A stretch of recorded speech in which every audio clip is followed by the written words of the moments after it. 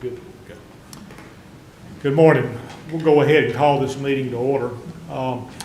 Before we get started, if you don't mind, let me read through some information that outlines our role as a board, and then also kind of how we'll handle the format of today's meeting. We'll keep it as relaxed as we can, but we have to have some order, to it at the same time. We are the 2025 Board of Equalization and Review for Union County. We have been appointed by the county commissioners to hear any and all taxpayers with respect to concerns/complaints regarding the valuation of their property for tax purposes. Property owners appearing before the Board of Equalization and Review have the right to a fair and equitable hearing.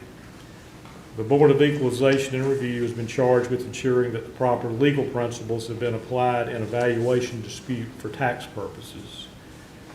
The format of the meeting is the clerk will call the case, and on the monitor, your property will be located on it, so we're all looking at the same thing. You have a book up front, so you'll have the same information that we're looking at, okay?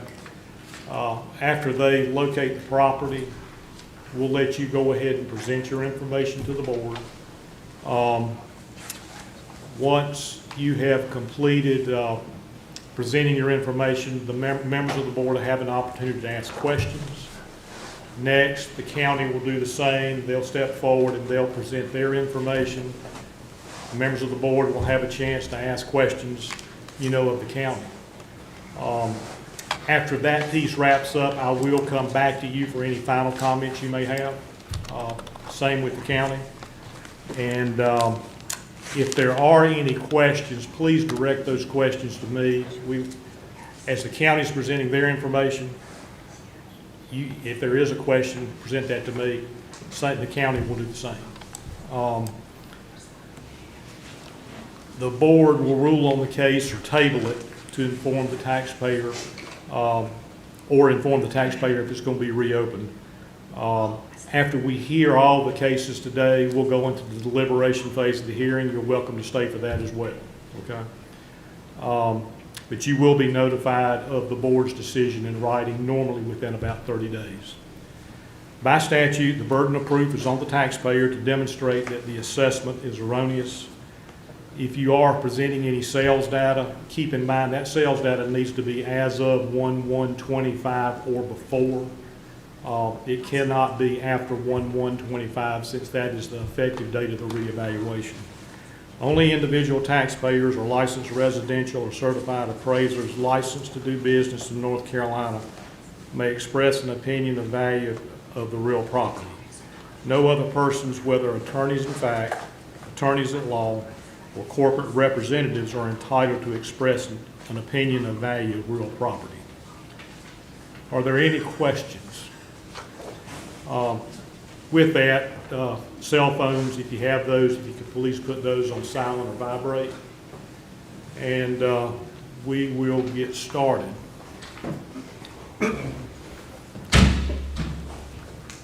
And if I'm correct, was hearing number one here now? Okay. Is that person ready? Okay. I'll let you call it. All right. Good morning. So we will start with hearing number one. This is for parcel number 06147255, and this is for Hua Xian. Good morning, Board. Just to locate the property for you, if you're on Providence Road, Highway 16, heading north from Waxhaw towards I-85, this property is on the, it's in a community on the right-hand side. Actually, it's on the corner of Hemby Road, just before you reach the Mecklenburg County line. So it's the corner of Hemby and 16, across from Highgate, if you're familiar with that. Hi. Good morning, everyone. Yeah. Good morning. Sorry, it's my first time, so nervous. No, that's fine. Just relax. And I don't know if you kind of heard the order of the meeting, but we'll let you present your information, and then we'll see if members of the board have any questions. But just relax and take your time. Okay. Okay. Yeah. Okay. Yeah. So I'm here to appealed assessment price for my property. As the gentleman just said, it's the property in the blue rectangle. Yeah, so this is a new house I purchased in last year. This from the builder Toll Brother. The sale price is 1.159 million, like approximately 1.16 million. So this is in a small neighborhood with 35 new houses there. My house has the lowest purchase price from the builder, basically because of 3 reasons. First, I did the minimum upgrade cost because the base price is almost the same for all the house, approximately 1 million for the base price. I did the minimum upgrade, so the final sales price is just 1.16 million for my house, the lowest in the neighborhood. And secondly, I have a worst lot, maybe the worst lot in the neighborhood. If you say it's in the center of the neighborhood on that map, I do not have any privacy. Not like other houses, all their backyard is face the pond or face the woods. They have privacy. My lot is in the center, has no privacy. Also, it has a very big slope. Basically, we cannot use the lot too much. The kids cannot play there because of the slope. That's the second reason. It's kind of in a bad location in the neighborhood. That's why it has a lowest price. Thirdly, also I have a very small driveway. You can see it very clearly on this map. My driveway is small. I can only park 3 cars. Now, like other neighbors' driveways is huge. They can park like 6 or 8 cars. Yeah. So basically, the 3 reasons makes my home is the cheapest, has the lowest purchase price last year. Okay, so that's the. Okay, so, but right now for the year 2025 assessment, my house assessment price rise 14.3%. It rise to 1.33 million. That's like a very large increase considering the housing market in Union County for the past 1 year. Maybe the average incremental price is just 1 or 2%, right? And my house got increased by 14% compared to the assessment price with my purchase price. So I do want to dispute that assessment price, which is way too high. So that's the high level of the evidence. I also have more details I can walk through. Okay, so I already talked about the 3 high-level points why my house has the lowest price. Okay, so basically, for the rest of the evidence, I think I have 2 major points. The first point, I understand why the county assessed my house price increased by 14.3%, so it rises to 1.32 million. I understand that because the county is trying to do things in an efficient way. They are trying to do the mass appraisal, right? They are trying to bring in the houses in the same neighborhood to a similar price. Basically, they consider the area, the square footage of the house and the year of the construction, number of bedrooms. But once again, all these houses are new. They are building in the same year, and they have similar for the square footage. The purchase price difference is because of the different upgrades we added to our house. I understand why the county is doing this, but I do want to say it's not the true market value of my house. The true market value of my house should be very similar to the price I paid when I purchased the house last year, right? Because that's the kind of reflects the market price. So in my neighborhood, I think for the evidence I collected about maybe 20 or 19 houses information in the Excel spreadsheet I shared. So we can say I have a column for the purchase price from the builder. I also have a column of the assessment price, the 2025 year assessment price, which I collected from the Union County website.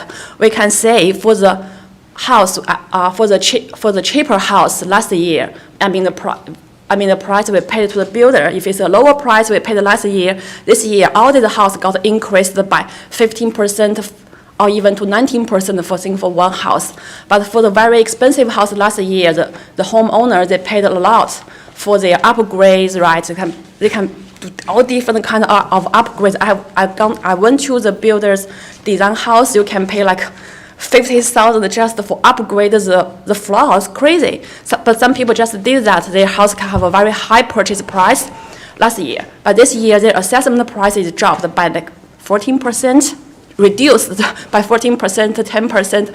I understand the county is trying to like average, the house price in the same neighborhood because they're trying to do things efficiently. But just for my case, it's not the true value of my house. It sounds like what you're looking at, I mean, you're basing your opinion of value based on what you paid for the property and also the fact that the upgrades aren't what some of the other properties in your neighborhood are. Is that kind of the center of your argument? Yes, because the purchase price is highly correlated with the upgrade cost, not with the not with the square footage, not with the purchase price. Right. Yeah. Right now this correlation is broken. It has been broken. Right. The assessment price is highly correlated with the square footage, not highly correlated with the purchase price last year, not correlated with the upgrade premium we paid. Yeah. I think I understand the center of your argument, and let me see if members of the board have any questions of you, and then we'll hear from the county, and then I'll come back to you for any final comments, okay, or any questions you may have. Is that okay? Yes, sounds good to Okay. me. Mr. O'Keefe, do you have any questions? Mr. Benson? No, I'm with the county. Okay. I'll wait for the county Mr. Smith. because I do see the issues. Right, in this. okay. Mr. The Ashcraft? thing I have is you did a great job explaining your case. Oh, thank you. I think I can do better if I'm not nervous. I do have one question. I mean, when you bought the house, it looks like in February of '24, I understand what you paid for it, but you had an appraisal done at that time? Yes, I will appraisal, yeah. Do you have a copy of that appraisal, or? Not with me right now, but I can provide it to you because I'm doing mortgage with the bank. They send someone to the bank, send someone to do the appraisal. Right, and you Yeah. should, I would think you would have gotten a copy of that. I think by law, they have to give you a copy of that appraisal. I was just wondering if you had that and had maybe furnished that to the county. I have it in my laptop. Do you want me to pull it out? I'll bring my laptop with me today. That, while the county's presenting their information, if you got access to it, that might be good. Yeah, I can send it to anyone here. Okay. Just have it ready, first, okay? Okay. And let us hear from the county. Now, if you can have a seat, we'll let the county present their information, okay? Okay. Okay, and I'll come back to you, okay? Okay. If you can have a seat, and we'll let the county present their information. Oh, okay. I see how it works. Okay. Okay, thank you. Good morning. Good morning.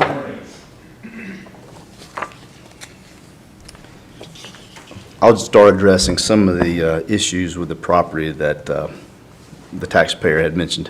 First of all, the backyard, it does slope, but there are several lots surrounding her. This center island, several slope, and I took a look at the topographical lines on the property and looked at the neighbors' properties, and several slope, as does the appellant's property. I still feel like it's functional. It doesn't affect the usability of the property, so I didn't feel like it was warranted to give an adjustment for that particular issue.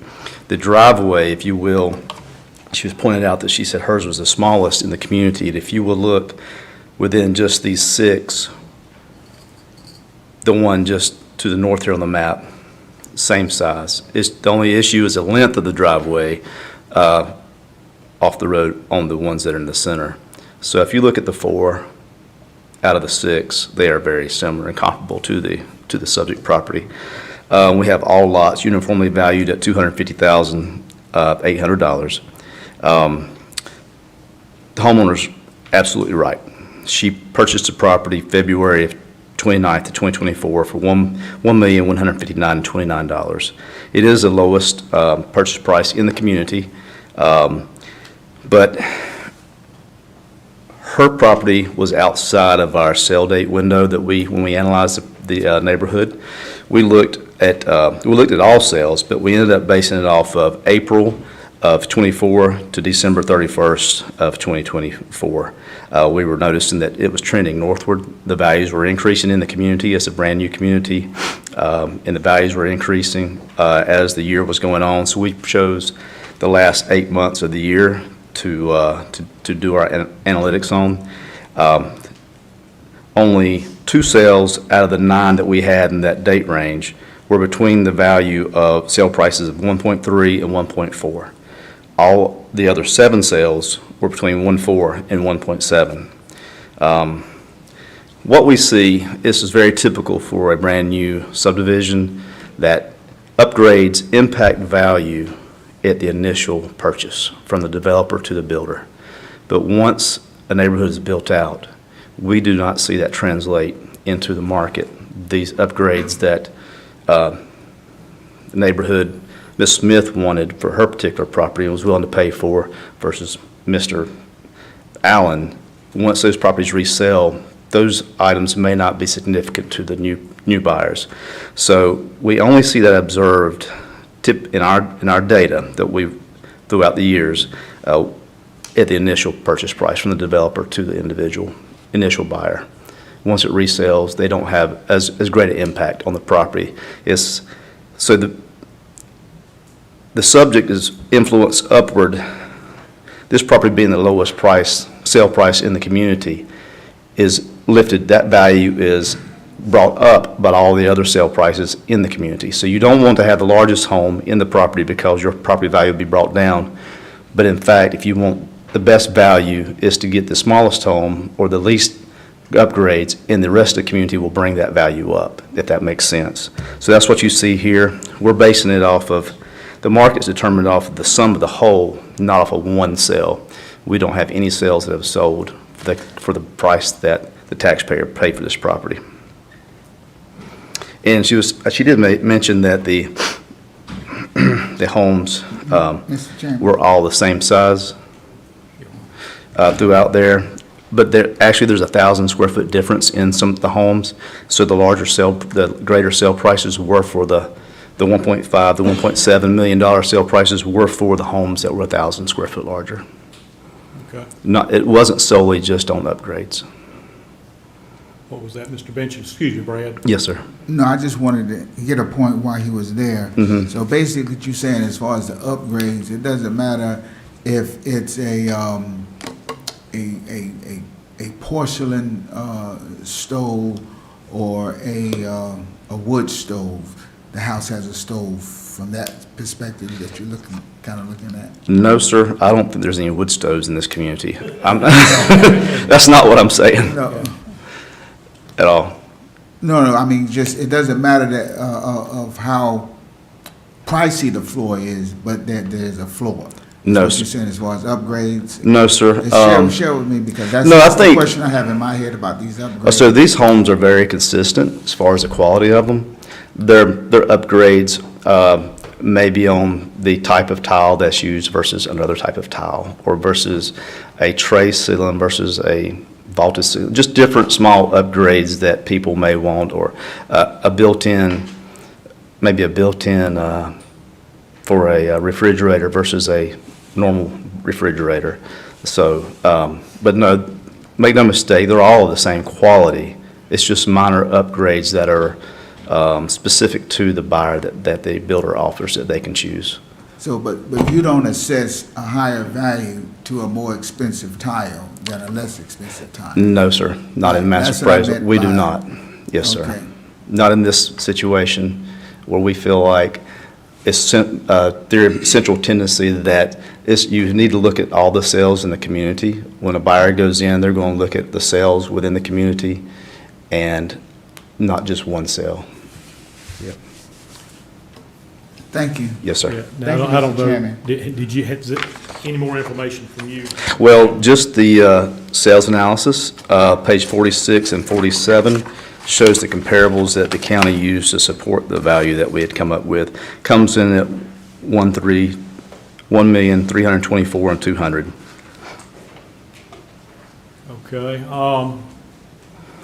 And you can see by the adjustments, the gross adjustments, that they're extremely comparable to the subject.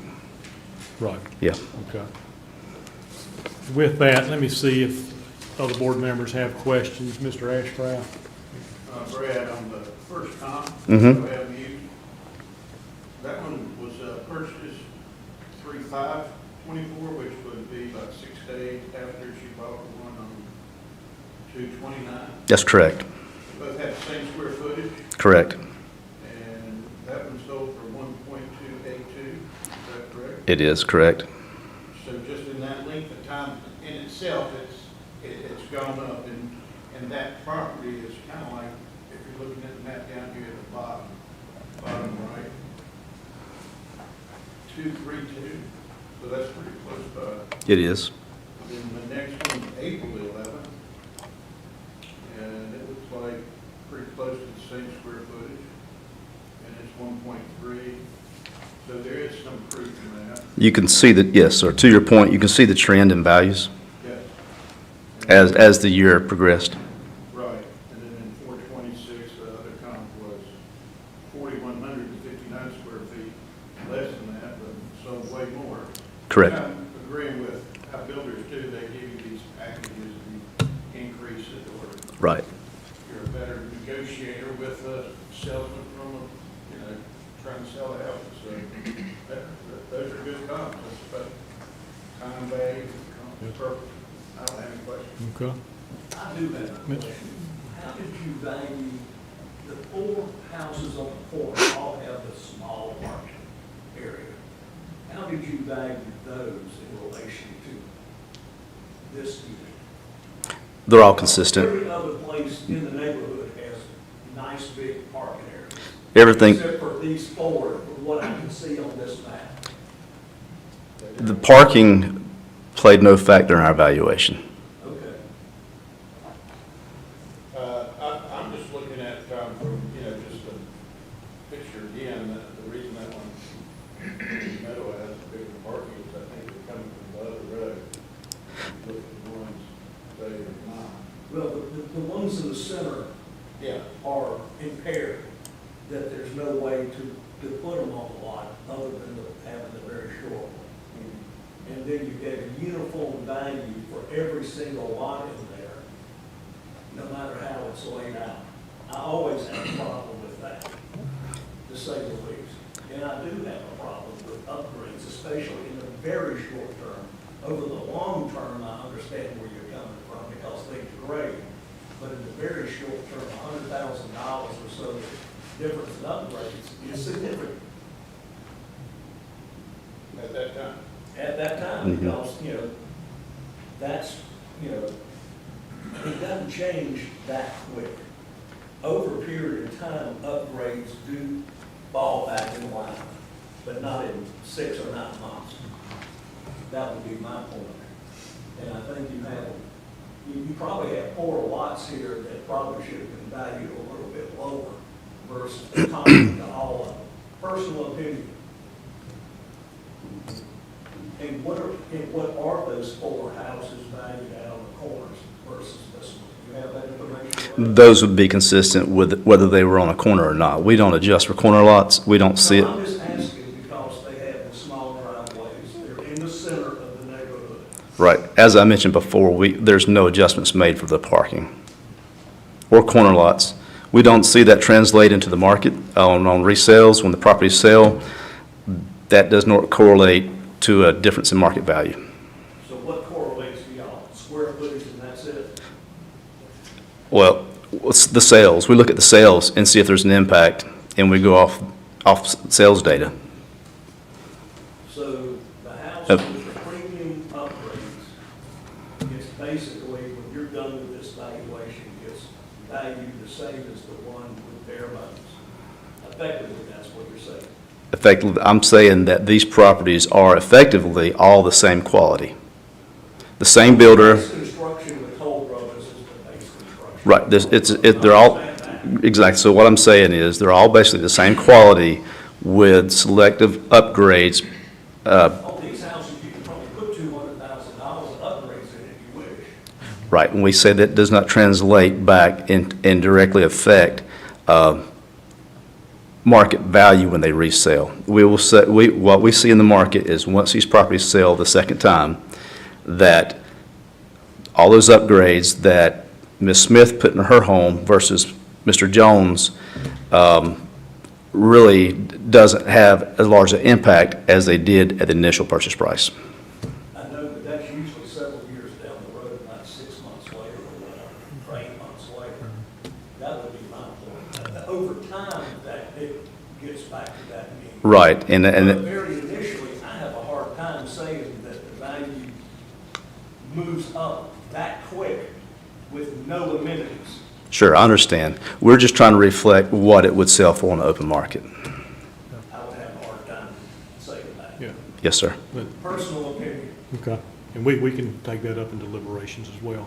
Mr. Benson? If in fact,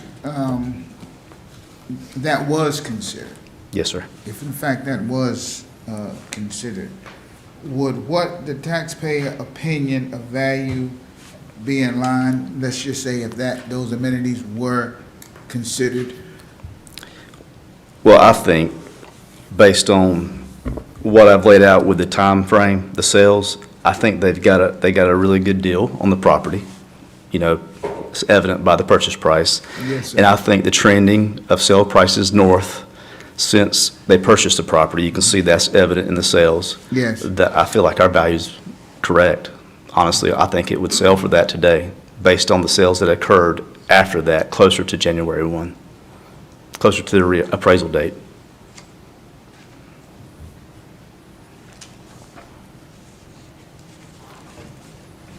Mr. O'Keefe? No question. Thank you. Okay. Can I ask you that? Yes. Ask that. So on the accounts that you provided, or the county has, do you know they all had upgrades? I do not. And it's because of why? Because there's 500 homes in that development, and how y'all gonna figure out getting down to walking in each one, getting contracts with the thing? That's why it's mass appraisal. That is correct. And I actually tried to pull up this Toll Brothers community and look at the plans prior to this meeting, and I was unable to find, they've taken it down already. I wasn't able to locate it if it's out there. And I was trying to determine which models had what, and I wasn't able to. Okay. Thank you, Mr. Helms. And any final comments? You're welcome to come back up. Yeah, I found the appraisal Okay, so you found the appraisal? from the mortgage, from Wells Fargo Bank and my mortgage company, yeah. Right. And do you have the amount there? Yeah, so the appraisal was done like last year, February, before the closing date of my house. It's appraisal 1.2 million. 1.2 million? Yeah. Okay. And would you want to have maybe Brad review that?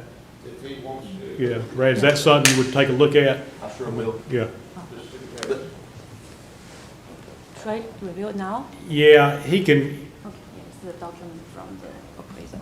while you're there, now I was just coming back to you for any final comments. He can be reviewing that while we move on, okay? Do you have any final comments Yeah. at this time? Yeah, I think I was too nervous there, so I forgot to mention 2 points. When I heard this gentleman talking about the house does not have the same square footage, yes, I understand because they have different model. In the Excel spreadsheet, I'm able to identify which house is which model because I have been like looking in this community for past 1 or 2 years, so you kind of know which neighbor choose which model. So yes, some models, they have big, a little slightly larger square footage.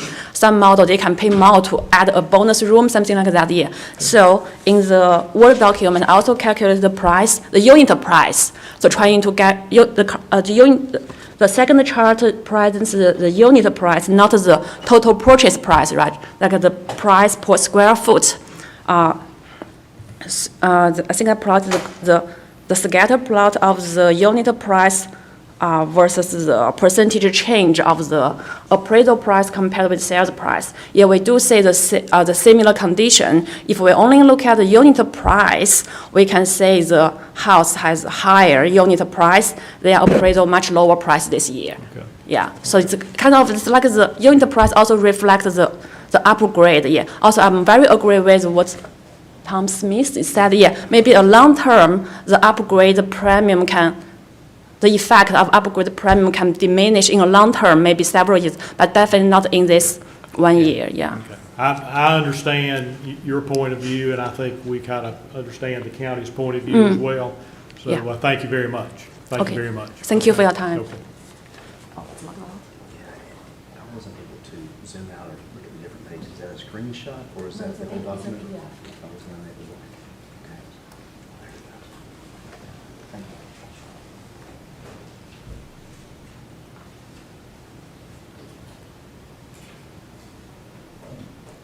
you. Mr. Helms, and if you need a little more time to look at that, I didn't know if you had any additional comments, but we can give you time during the meeting to review that, and we can move on to the next tab, whatever. I don't want you to, either one of you to feel rushed. The only comment I would say is, within that, the appraisal come in at 1.2. So Right. for in the 1.1, and I think the time frame again supports Right. our value. Right. And, okay, with that, we'll move on to the next hearing. So hearing number 2 is for parcel number 06156009D. The taxpayer is Timothy E. Thomas. Good morning, Mr. Thomas. Hey, good morning. Good morning. I didn't know if he was going to bring up my property. Yeah, or- he will. I He got will. distracted, Mr. Thomas. I apologize. Yeah. Let me pull it up for you, sir.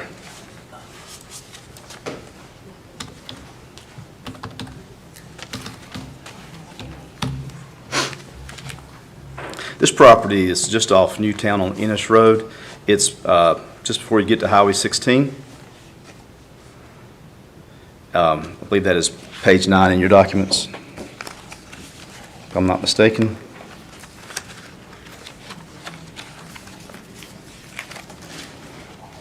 Okay. And as soon as you turn off of Newtown, headed west onto Ennis Road, the property will be on your left. Okay.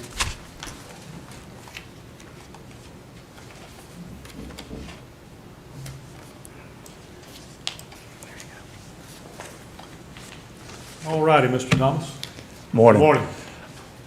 I'll be honest with you, folks. I did not know what to expect. You know, I've never been through this process before. But I want to let you know, I appreciate the fact that you guys are here doing this.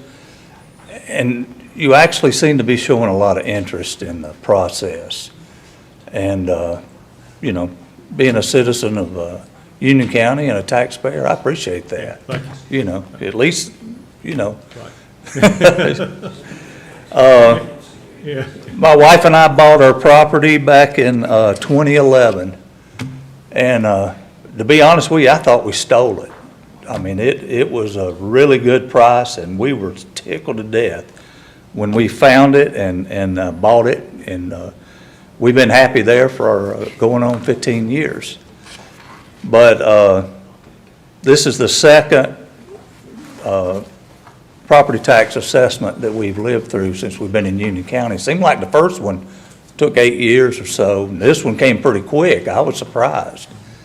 But looking at it and evaluating it, and having lived at the property for all these years, I think there's some unique aspects to my property that kind of differentiate it from others that affect the value more than the appraisers have given it. Just since we got the map up here, one thing to point out is Ennis Road is a cut-through road. It cuts from Newtown over to 16. And there are times during the day when it is bumper-to-bumper traffic coming through there. There's 2 or 3 huge neighborhoods off of Newtown, not to mention Newtown Road itself, that feed. In the morning, it going towards 16, and in the afternoon, it's coming from 16 down. Those are the real busy times of day. I sat out there one day, and there was over 300 cars passed in an hour's time. That's a lot for a little rural road like this.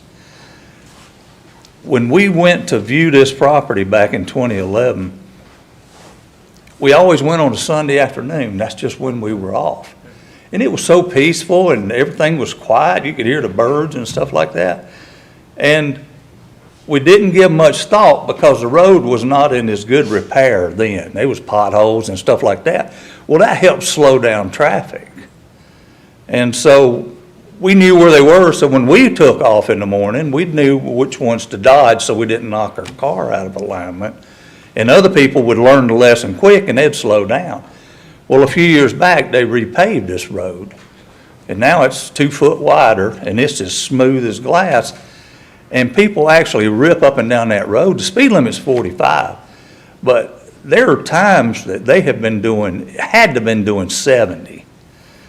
And part of my presentation, I sent in a series of pictures. This happened a month ago. My wife and I were in bed, 11 o'clock in the evening, and we heard what sounded like an explosion. I mean, I thought the neighbor's house had blown up. That's how loud it was. And I go running outside, and there's a car on fire wedged between trees directly across the street from my house. And a couple of kids were standing in the middle of the road. I said, is everybody all right? Is the guy in the car or whatever? And they said, no, he's right here. That kid had walked away from that accident. Car's about 5 foot wide. This thing's 3 foot wide now. It spit him out and it spit his motor out of that car. Well, it took a couple hours to clear all that up, but I asked the highway patrol when they showed up. I said, how fast do you think that kid's going? He said his speedometer was stuck at 80. All right, so 11 o'clock at night, kids driving that road 80 miles an hour. I have 2 children that are, one of them's in college now, but when we moved there, one was 6, one was 2. My wife, after we moved there and found out the situation, would not allow our children in the front yard. Just wouldn't do it. There's been 4 instances since we've lived there where there have been accidents on my property. Now, I'm just one little property on Ennis Road. Someone hit a tree 2 weeks after we did it on the edge of my, corner edge of my property on Ennis. A couple of years later, somebody took out my mailbox. Now, it wasn't somebody with a baseball bat. This was somebody's car because it left their bumper in my side yard. So they hit it with their bumper. The third one, and I was telling Brad about this, my daughter came in there, she was probably 5 or 6, and she said, Dad, there's a car. This was a Sunday morning. Said, there's a car in our front yard. I'm like, what in the world? And so I get up and look at it, and sure enough, sitting right in the middle of my front yard is somebody's car, and they had slid off the road and just eased right into the yard. And then this latest accident, the one I provided you pictures, was about a month ago. So since they've improved the road, it's a lot quieter than it used to be because it used to roar, but traffic has sped up. I often wondered if living on a busy road affected property values. Now, I don't know anything about stuff like this, but I just did a Google search and I said, okay, do living on a busy road affect property values? And everywhere I looked, there were studies and surveys that said it has an impact of anywhere from 5 to 10% negative value of your property. And I was like, well, that makes sense because you're going to limit the number of people that are going to be interested in a property, especially if you think about it. People with little kids, they're not going to want to live near a busy road. And so it may not show up in their numbers, you know, like the value of a house, but it shows up in the number of potential buyers you would have. How do you quantify that? You know, if you put a house on the market, especially when you're talking about a $1 million+ house, there's a limited number of people that are going to be able to afford something like that. If you further diminish that pool of people by having certain aspects of the property that are not going to appeal to a segment of them, you reduce the number of people that are going to be, you know, able to buy that property. We're not that far apart on the property as far as what their assessment of my value and what I feel, having experienced 15 years of living there. So I take it, I mean, the center of your argument is the high traffic volume. That's probably the main aspect of it. There are 2 other points that I pointed out on it. My property, if you look at it, directly adjacent to it, there's 4 little properties. Those turn out to be the drain fields for my 4 neighbors, where their septic systems lie. At the back of my property, there's an easement for 2 of my neighbors, and at the front of my property, there's an easement for my other 2 neighbors. You know how, I don't know about you guys, but when you're buying a property, you know, you try to study the different aspects of it, but that's one thing I didn't really pay attention to. I know a lot of properties have easements for power lines and stuff like that. That's not the case with mine, but sewer easements, they restrict you, especially in the year. I mean, in the rear of the property. I can't put a garden back there. I can't do much with that because there's a 20-foot easement. The front, the only way I found out about that was the real estate agent, when we bought the property, was out in the front yard, pulled his sign out. And sewage just gushed in the front yard of my house. He had inadvertently driven his for sale sign into the neighbor's drain pipe that led to his drain field. And when he pulled that sign out, sewer just gushed in my front yard. I said, well, I'll be damned, there it is. And last but not least, in 2013, my neighbor's house, right next door, you know, the guy that's got the pool now, he didn't have a pool then, or we'd have been using that water to help put out that fire. But it caught on fire. He was working on his car and using a torch, and anyway, half the car was out of the garage, half of it was in the garage. And it went up into his attic. And I was told after the fact that once the fire gets in your attic, that's it for the house, right? Well, he called the fire department. And they brought a truck, I mean, and it was quick. It was like 8 minutes, because he was hollering. I knew something was going on. And probably took about 8 minutes to get the truck over there. And they emptied that truck. And that was it. They called another truck, and before they could get it going, the house was consumed with it.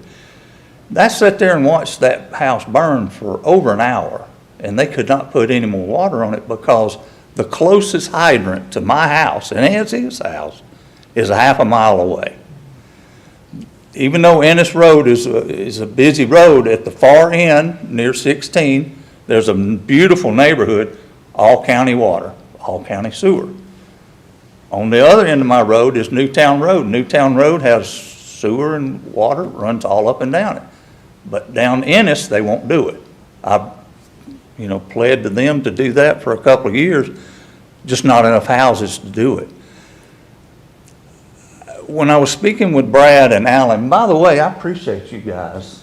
They explained their reasoning and all, and all of it made perfect sense. I'm not arguing with the reasoning for it. I'm just arguing with that I have knowledge of my property that they don't possess, that I think influences 10%. That's what I'm looking at. I think my property is overvalued by less than 10%. So it's not like we're real far apart on this deal, but not having water is a big deal. 3 days ago in my house, I'm fixing to get in the shower. I've been working all day. I'm fixing to my daughter comes running in. She said, Dad, there's a leak. And I went, what? And so I come out, and then in the ceiling, it's just rain is coming out of the recessed lighting up there. What had happened was, the upstairs laundry room, the hoses that go to the back of the washing machine had corroded and broke loose. Not popped, like a hose might pop or something. This was corrosion from the well water that we use. I'm not blaming my well water on everybody else, but there's a reason why people that have county services, sewer and water, are willing to pay for those without arguing. It's also a reason why, if you look at the MLS, they list county water and sewer. If it wasn't that important, why would they list it on there? Because it's an amenity that most people have come to expect. Now, people live in rural, we know we got to have a well, and we got to have a septic tank and all that. Doesn't mean we like it. not in all cases anyway. So, anyway, that's gonna be about a $5,000 fund right Okay. there. Let me see if members of the board have questions for you, and then I'm gonna come back to you, for any Sure. final comments as well. Mr. Benson? Okay. Mr. O'Keefe? Not right now. Mr. Smith? I guess one of my questions for you is, one of the reasons you're saying that your property should be lower is the number of easements across the property. It's an irritant. It's an irritant, and I think it does affect the value. Because you don't have full access to. Exactly. To the property. Sure. And besides that, I know you talk about the road, but we all have road issues, if you know what I'm saying. But Neighborhoods tend to be a lot quieter, they are. and so I don't know stuff. But I do know that if you look it up, you don't have to search very hard to find where their studies say it affects the property value, and I believe it. Because I believe these comparables with all the neighborhoods, I believe, I'll have to let the county describe that. Okay. But the easement factor does make an argument with me, because we have easements, you lose lack of access to your land. Thank you. Okay. Appreciate it. Mr. Astray? No, sir. Okay. If you don't mind, we'll hear from the county, and then I'll circle back to you after they're done. Sure. Okay?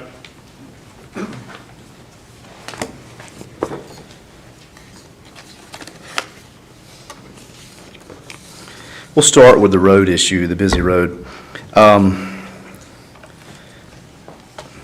doubt, Ennis Road is a cut-through road, right, from Newtown to 16.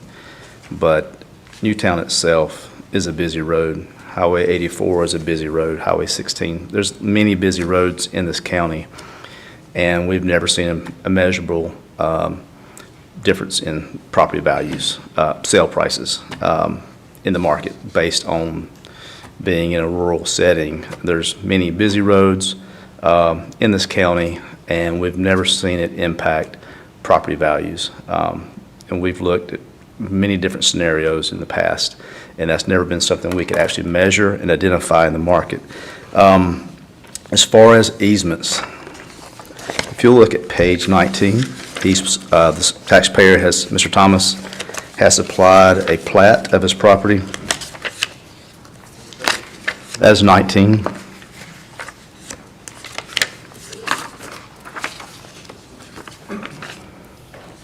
Yeah, the map. Yes. You'll see the easements that Mr. Thomas is talking about, and you see the lots to the west on this map, 2A, 3A, 5A, and 4A. They actually do serve as septic fields for Lot 4, 3, and 2, and 1, and there's another one somewhere on here that the other lot serves. Now, if you look at the front of Lot 1, which is Mr. Thomas, you'll see his drain field area for his property is marked in right there at the top left. Then you'll see the dotted line, the sanitary sewer easement is on the property line by the road. It's not out in the middle of the lot anywhere at all. It's on the front of the lot. And if you'll see, the back sanitary easement is on the property line as well. So this, in my opinion, and what I've seen in my experience, is within communities, subdivisions, there's many easements for sewer and water that go through the front and or back of people's properties to supply the needed utilities to the whole neighborhood. That is not uncommon. And out in a rural setting as well, there are many easements, whether it be Union Electric, Duke Power, whatever. If there are water and sewer availability out on rural roads in certain areas, those easements are going through people's properties as well. So, and we do not make adjustments for those minor easements in this situation. That's not something that we've made practice of. We've not seen that impact market value. So that's not anything that I would ever adjust for. I just don't think it's a large enough impact on that property, being that they are set back on the property lines. I just do not feel like they impact the value of this lot, the resale value. And based on the comps for this property, we did go out into a rural setting to begin with, and I'm actually presenting this on behalf of Alan. Alan had worked this up to begin with, one of our appraisers on staff. And in speaking with Mr. Thomas, I first spoke with him yesterday concerning the sales comparables on page 36. These sales comparables are from communities, subdivisions, and we came in at the comparable estimated value came in at $1,203,800. Mr. Thomas had taken exception to the comps, saying that they were in communities and not in a rural setting. So when I got off the phone with Mr. Thomas, I heard what he said and he did that. I went and I pulled comparable sales. If you look on your last two pages, the very last page in your packet, you'll see 3 comps that came from a rural setting. And that comes in actually at $1,483,700 as an indicated value on the property. I just wanted to give fair, I heard what he said and I wanted to consider everything and see if there was any room for movement on this value. In speaking with Alan, I asked Alan why he didn't go out in a rural setting to begin with, and Alan said he actually did. He said Mr. Thomas took exception to his rural comps, so he went to subdivision comps based on his first conversation with Mr. Thomas. So they're the 2 comparable sales analysis, one from communities nearby the subject and one from the rural setting, which the comparable is in a rural setting. So you can see the values. One comes in at 1.2, one at 1.48. That's pretty much all I have. Sir? What page you on? Oh, okay. That's the very last page. Yes, sir. Let me see, Mr. Helms, if members of the board have questions. Mr. Smith? Well, I'm still looking through this to figure out the rural sections. I looked at the ones in the neighborhoods. And I guess I can come back to you. a lot of it is a matter of big variability Right. in the rural area. From $1,000,007 to $1,000,001, it becomes extremely subjective when Right. you use those. I understand the issue, you get the problem. Mr. Ashcraft? Brad, I looked at the sheet here, it says that the now current value the county has on it, is this correct, 1.203? That is the what's the suggested value that we're bringing today. You're really at 1.203. Right. And then it says the taxpayer's opinion of value, he never really gave any. He's never supplied any documentation that would support a value on the property. But it's just kind of written here, 1,025,000. He said he's kind of close and all that kind of stuff. I guess my question is this, before the reevaluation this year, what was the past value on the property? Give me 1 minute. 775. 775? That's exactly right.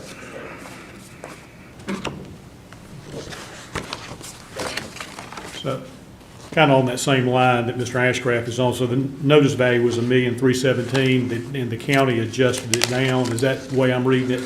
Well, that's, Make yeah, it downward? Yeah, that's correct. Y'all willing to adjust? That's, that's correct. right, okay, I just wanted to make sure I followed that piece. That's the value that Alan had worked up on the sales comparable and Right. had presented to Mr. Thomas. Okay, And when I spoke with Mr. Thomas yesterday, he was concerned with those comps and wasn't really pleased that they came from a community instead of a rural setting. So I pulled comps from a rural setting, and that's when it came in at $1,408,000. right, It was from that value, from those comps. Okay. Alan had presented him with the 1.2, and we're willing to stay with that. right. I Right. just want to make sure I followed that That's piece. correct. Okay, Mr. Benchen, any additional questions from you? Okay, Mr. O'Keefe? All right, just to confirm, the valuations are based on the community comparison, 1.2, and the rural led to an even higher value. That's correct. Just to make sure I understand that. Okay. That's, Thank you. that's correct. Okay. Mr. Ashcraft has a question. On those, the sewer situation you brought up, was that there before 211? You bought this house? It was. It was, so the property was then acquired with that already on Exactly. Okay. Thank you, Mr. Helms. That's one of those things you. Mr. Thomas, you can come back. Do you have any final comments? If you do,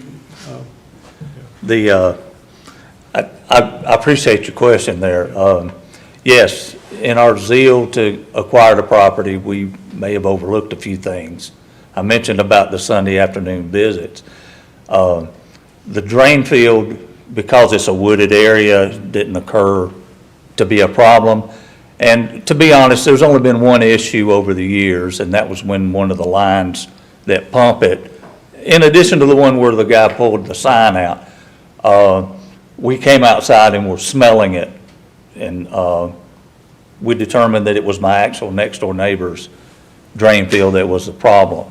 It took him about a week to get it fixed, to get a plumber out there to do it, so we had to tolerate that. But it's not been a total issue, but if someone would have looked at it a little more closely, you know, I was told that, well, if you live in a rural county, you know, you're gonna be exposed to septic tanks. Well, yeah, my neighbors, you know, if he had one over here and, you know, an acre or two away, I got one over here, but when you're living next door to 4 of them, that's a total different story. That is right next door to my property.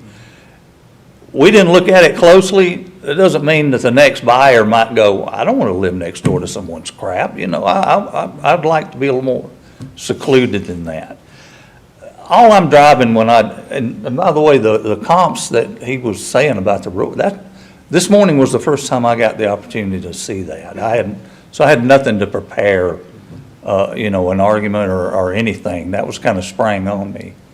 So, I didn't appreciate that, but I understand, you know, everybody's got their way of doing business. But had I known about those comps earlier, I would have been able to argue those points. But I have no clue what those properties are. yes. Did you ever get an appraisal with that? Yeah, when was your last? 2011, 2011. Sounds good. came in at 525. We bought the property for 460. And like I said, we were tickled to death. We thought we stole it. Yeah. Well, thank you for your time. Appreciate it. Thank you. Okay. Appreciate it. Mr. Helms? Mr. Thomas is correct. I did pull those comps after we spoke yesterday. In speaking with Alan, the very first comp on that report analysis I ran is the same comp that Alan had on his that he presented to Mr. Thomas to begin with. So he had been familiar with some rural sales that was presented to him, in particular, at least one, if not several of those sales, probably 2 if not all 3 were on Alan's analysis as well. I would say at least 1 or 2 of those were on his sales analysis. And I did sit down with Mr. Thomas this morning as soon as I got here and went over these comps with him and gave him a copy of the report. Yeah, and if I remember correctly, they supported a higher value. They The did. county's willing to stay at the lower value. Exactly. Based on. I just wanted to make sure, I wanted to make sure I considered everything Mr. Thomas said. That's why I went and pulled those. Okay. So, Thank you, Mr. Helms. yeah. Okay. With that, Madam Clerk, we'll move to the next one. Hearing number 3 for parcel number 03093004. The taxpayer is Horton Hollis Jr.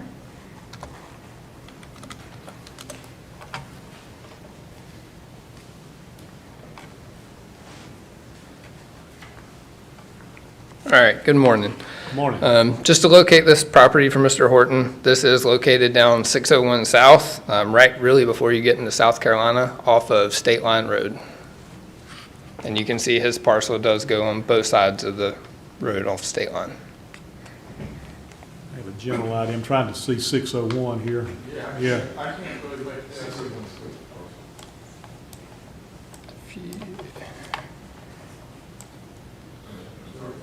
There we go. So here's 601, and then if you turn left and come down off State. go about 2 miles. Right. Is it that whole big parcel on both sides? Yes, sir. It's about a 164 acre parcel. Right. Okay. All right, thank you. Good morning. Thanks Good for morning, Mr. Hall. giving me the opportunity to complain. I wrote down some notes so I could get straight to the point. Our family farm is made up of 164 acres, of which 109.73 acres is open cropland, 54.27 acres of woodland. The state line road goes through the middle of the farm. The woodland is too steep for farming due to steep gullies and ravines. It's like going down a small mountain. The exception is the woodland along the road is too rocky to farm, approximately 10 acres. That would leave 44.27 acres of unusable land on both sides of the road. In most buyer bids, there's a condition. The purchaser performs a feasibility study to determine if the property is suitable for desired use. This would reduce the market value of this 44 acres. During a previous evaluation, a representative from the tax department came out, walked the land and said, I quote, "I didn't know there was any land in Union County that steep." Then adjustments were made to the valuation. Valuation maps show some of the steepness. I hope you will take this information into account when determining the market value. Okay. Let me see if members of the board have questions for you, Mr. O'Key. Wait for the county. Right, Mr. Benson? Do you have what you believe the value should be? On the open land, you're just about in the right range. I've got a lot of different bids, some high, one higher, several lower. But in this unusable land, I don't feel like that it should be at the same market value as along the road. So that's why I'm here complaining about the 44 acres. I feel like it should be at a lesser market value because it's unusable. And like when you get the bid and the buyer does the feasibility study, he's going to say, I don't want these 44 acres. And Acre 6 years ago, you Right. mighty good. Right. Acre 6 years ago, you Right. mighty good. Right. Mr. Ashcraft? Yes, I did notice on your bill form, you have a value of $100. Map. And I do, the topography map I included is the 5-foot topography lines. When looking at this appeal, it is a larger tract with 164 acres. We pulled sales, we found sales for a 134 acre tract and a 142 acre tract. And the price per acre, the median price per acre for those sales was roughly $8,604 per acre. With Mr. Horton's property, we currently have him valued at $7,701 per acre. In the wooded area on this track, you can see where the lines do get very tight, and there is some topography on his parcel. But if you look beyond Mr. Horton's parcel, you see those lines continue. So the topography, it's very typical and common in that area. And without sales in that area, we have not made an adjustment for the topography at this time. And that's why we're here today. So no adjustment's been made for topo at this point? No, sir. Right, okay. What would you say it's in the combined price? Yeah, I mean, based on the vacant land sales that we have, with it being a larger tract, the 134 acre sale and the 142 acre sale, those really did not have topo issues on those parcels when pulling those up. This one is unique with it having the topo, and without having a comparable sale, I can't sit there and say that the topography is a 10% adjustment on this parcel because we do not have sales to compare with the topography. Those are about the tightest lines I've seen on the map.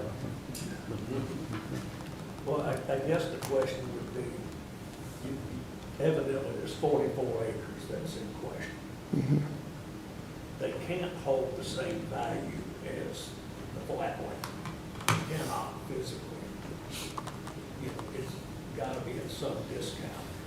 And my thought would be you look at what the flat land should bring by itself, and then add a discounted amount for the heavy topo land to get a combined number. That would be my suggestion in looking at this. Yes, sir. And without sales, I do not know what that number is. So I'm not able to say what the number is. Now, Mr. Horton is in the present use value program.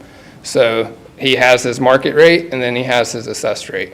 And in our conversation, we did speak about the acreage in the woods because we're able to give a certain number of acreage in the woods without having a forestry plan. And I did speak with him about possibly looking at getting a forestry plan or something of that nature. And maybe that could help him on his assessed value as well. Okay. Mr. Benson, any questions to the county? Yeah, that assessment, as far as what you just talked about, would that come after what we decide today, or is that something that can be worked out before a judgment is made? So we're talking about overall market value, and if there's a change in the rate per acre, then we would have to look at the land lines as well on the present use value side. But right now, we're just looking at like the overall market value. And if you make a change on that, that could potentially change the land lines for the acreage within the farm program. So would it be better to get that figured out before this? Well, I mean, the issue we're here for today is the topography. Yeah. There's topography issues with the land, and that's primarily what we're dealing with today, because the county has not applied any influence to the property for topo. It seems hard to me to say we can't find a comparable sale on heavy topo to compare it to, and then say, well, we can't give you any benefit for the heavy topo because we don't have a Well, comparable sale. To me, that's what we're here for. I know, that's why, Well, that's Mr. my real bug. Yeah. Mr. Chairman, let me finish my chain of thought here. And that is, I'm just trying to see, and if it can't be, it can't be. But that program would in essence help the petitioner, right? Yes, so It how wouldn't it sits address- today. It wouldn't address what we're dealing with today. Yeah, go No, ahead. we're talking about overall market value today, but how it sits, his value on this property is $1,265,000. Right. Now, what he would be assessed at paying tax on is about $344,500 because he is within the present use value program. Mr. Chairman, if I may. Yes. To your question, the PUV benefit for that program is irrelevant with respect to the market value. So the market value is the appeal. PUV will be applied appropriately under state guidelines and has no bearing on the overall market value. All right, so that wouldn't help with today. That's all I was just Right, trying to yeah, see. Because right. if there was something that could help with today, then I would be, No. this is no. what I'm looking at. All right, thank you. Okay. Now, I'm trying to remember where I am here, Mr. sorry, Benton. Mr. That's all right. Chairman, That's for all making right. you lose your That's all- No, thoughts. that's all right. Mr. O'Keefe? I'm good, thanks. Okay. Got everybody here? Stash right? Thank you, Judge. Yeah. Let's look at this map again. I'm trying to do the topo stuff. Yes, sir. And it says state line, so is the bottom half, that's what I don't understand. So all of it's in Union County, is that correct? Correct. Okay. So the bottom portion, from looking at this map, is where it has all the topo problems in the trees and all that stuff. Is that correct? Yes, sir. Okay, and then as you said, like the parcel up here, this, 700 to up here at the top corner, it certainly has that problem, right? Correct. Kind of like pretty much all of it, Yes, sir. where all the trees are. So, as far as equalization goes, what's the land value you have on those properties? I mean, it's all based on the acreage for the parcels, because if there's a different acreage, there could be a different price per acre. But I did look at all those parcels as well, and no adjustment has been made for topography. And I'm not recommending an adjustment for this one. I mean, I've kept it the same just because I don't know how much the topography affects it and if it affects it at all. I understand it, but my question is that equal value to his property. You know, it's $7,000 an acre, whatever the amount was, right? that he Yes, sir. has on his. Those other acreages all around him, right? Correct. Are about the same, is that correct? Correct, long as they're within the same acreage. Now, his is a higher acreage, so if another one around him is 90 acres, Yep. their price per acre is going to be a little bit higher than Mr. Horton's. Okay, and of those properties, are we getting people appealing for that value? No, sir. Not in this specific area. And has this property ever been applied for because of topo? Mr. Horton stated he spoke with someone in the county a long time ago. I did not see notes on the system of that. I looked up the topography map, and I provided that with Mr. Horton. Me and him had multiple conversations about this. About present day while you're. Yes, sir. Okay, Kind of along Mr. Ashcraft's point, I mean, that parcel to the right of it, 7002, yeah. I mean, that's got some severe topo, and there's no adjustment for topo on that parcel, is what you're saying. No, sir. I checked all. Right, No one else is appealing. right. At this time.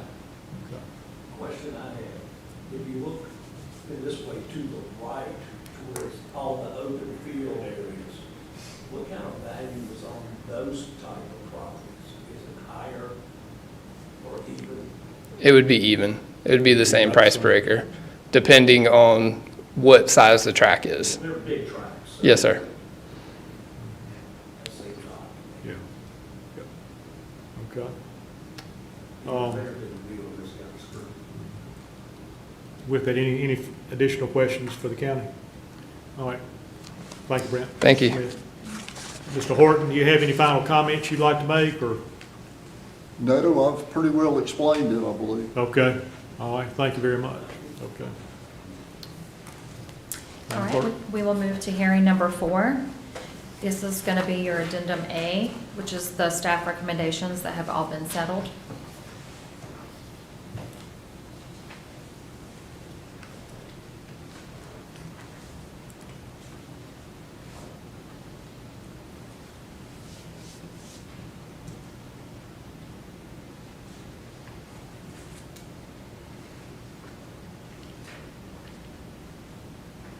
I make a motion we accept the staff recommendations for settlement. Okay, so I have a motion from Mr. Smith to accept the staff recommendations as presented. We can do that now with these. Yeah, on these, yeah. I'll second. Second. All those in favor? Aye. Opposed, like sign? Okay. All right, that brings us to hearing number 5, which is your addendum B. This is also some value changes that the taxpayers have been notified, but this is without agreement, but there's several of those on the sheet. Okay, so this is a little different here, correct? So Yeah, let me Yeah. provide some context on this. Yeah. So these are individual properties that appealed, that we reviewed, we made adjustments to, or maybe not make an adjustment, but they never responded to our letter. We have to move them on in the process. Okay, So we have to have a decision so we can lock the value in, because they missed their deadline to respond to the initial appeal review notification. right, okay. Okay, so we need a motion to approve that this has been done. Yes. So, I'll make a motion we approve it. so I have a motion from Mr. Ashcraft to approve these as presented. Second. Second, any discussion? So, had these people filed, you could have possibly had all of these hearings too. Absolutely. Yeah. Yeah. And I think all of them are reductions, and they just, the implication by not responding is, okay, we're fine with it. Appreciate it. Yeah. No, if you notified them what y'all said Right. y'all would do, they didn't respond back, Right. therefore they didn't appeal. Right. the change. And if they may appeal to the PTC from this notice, that's a different issue. Yeah. Yep, okay, good? I'm very good at that. All right. Any further discussion? All those in favor say aye. Aye. Opposed, like sign, so the motion's carried. For this to remain as presented. And that will take us into the deliberation phase, is that correct? Okay. Everybody ready, or anybody need a break? Ready? Okay. Let's adjourn for a 5-minute break. Okay.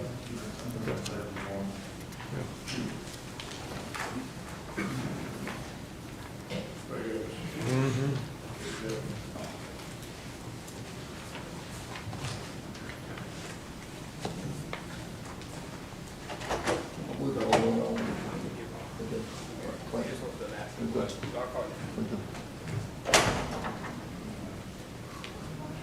I think that's the first time we heard that. Right. Yeah. So, I mean, for me, at that point, you know, like that, you know, they've got.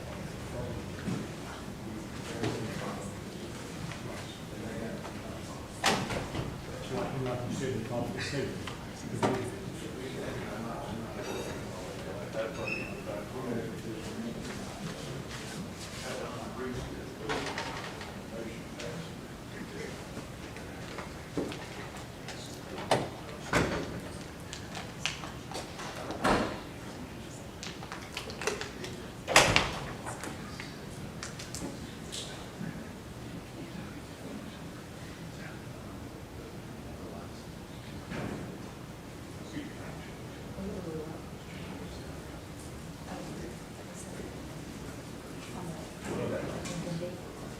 Pulled up behind you, closed yesterday.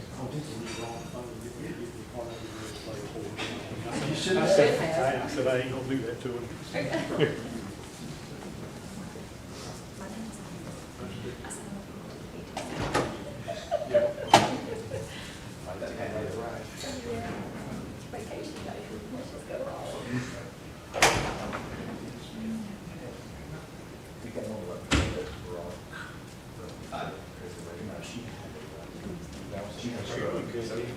I got to stare at him. Isn't that how you do it?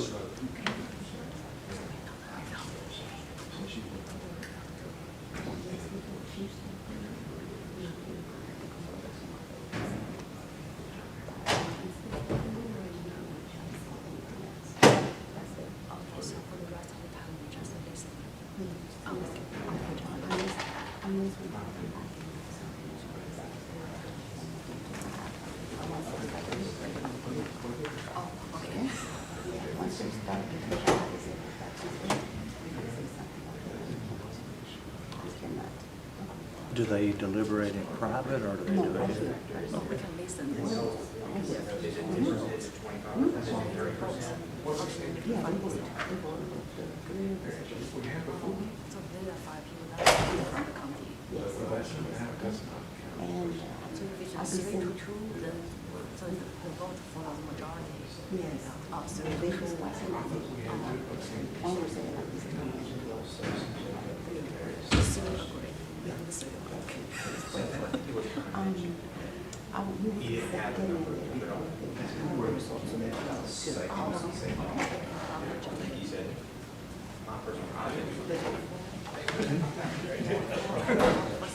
First time?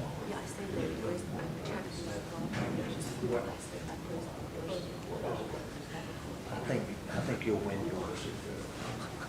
I'm just looking at their reaction. It seemed very positive. I don't think they're going to do that.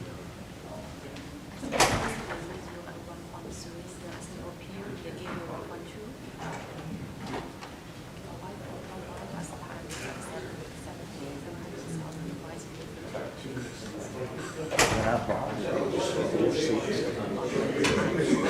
everyone was selling, and my wife and I were the only one. She's an Asian too. I have 3. One's in, I'm a granddad. I've got 2 grandchildren. Yeah, this one's in college. She's at NC State, and this one's at Marvin. She's 15. Yeah, this was a few years ago.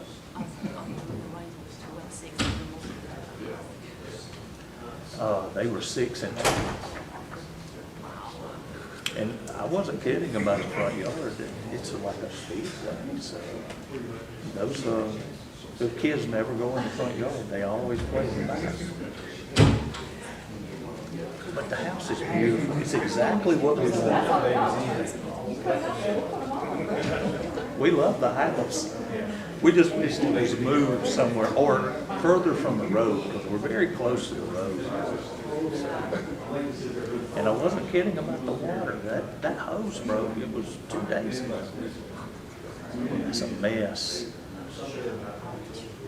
See, you probably have city water, county water.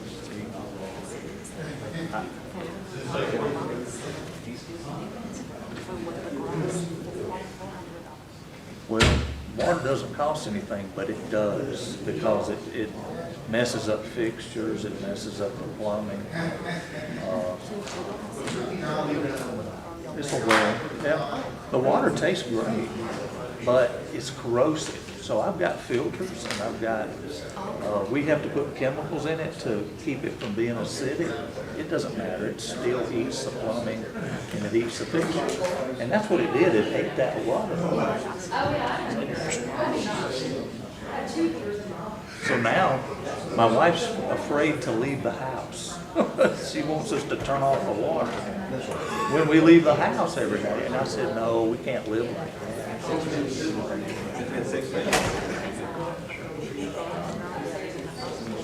Well, when we leave for vacation, we will turn it off. But she's talking about every morning when we leave the house, turn it off. I said, we can't do that.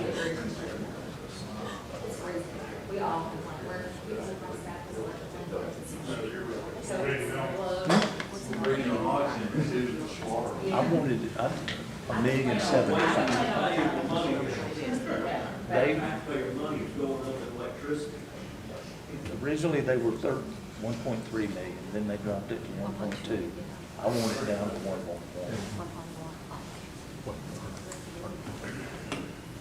That's what I'm hoping they'll do, but I don't know if they'll do anything.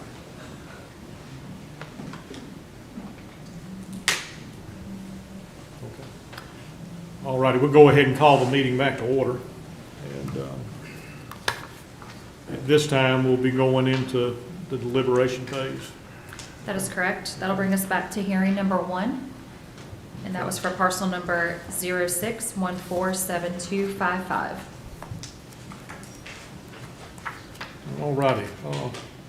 Thoughts from the board on this particular one? We heard a lot of detail, have a lot of good data on both ends.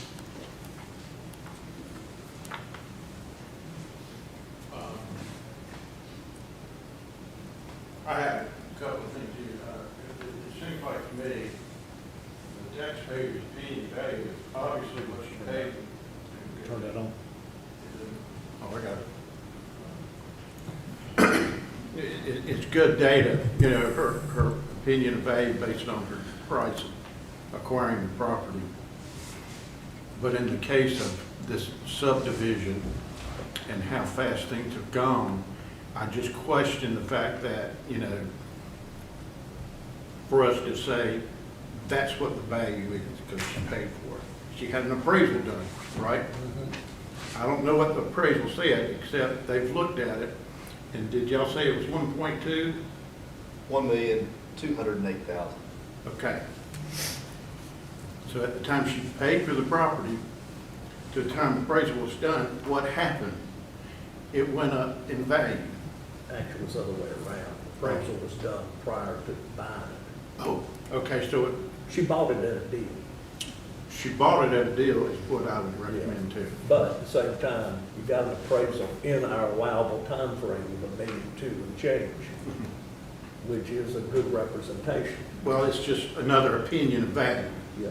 which even in that value, I don't know if that man that did, or whoever did that appraisal, right, individual appraisal, did they go and check all the comps and see who got what kind of refrigerator, what, you know, pluses and minuses and all that stuff. So I'm looking at the county's view of, they have the other sales data, which is right close by, okay? And you can't beat that. And I thought that that was good enough for me to say, stick with the county's value. That's just discussion. I would basically say, in my opinion, that the $1.2 million odd appraisal is a pretty good appraisal of the property and the condition inside of it and how it's built and amenitized, whatever, because you get it, there is probably in this neighborhood several $100,000 of different amenities. That's what Toll Brother does. They have a base I understand program, how they do it. and they make all their money on the amenities. That's Exactly. what they do.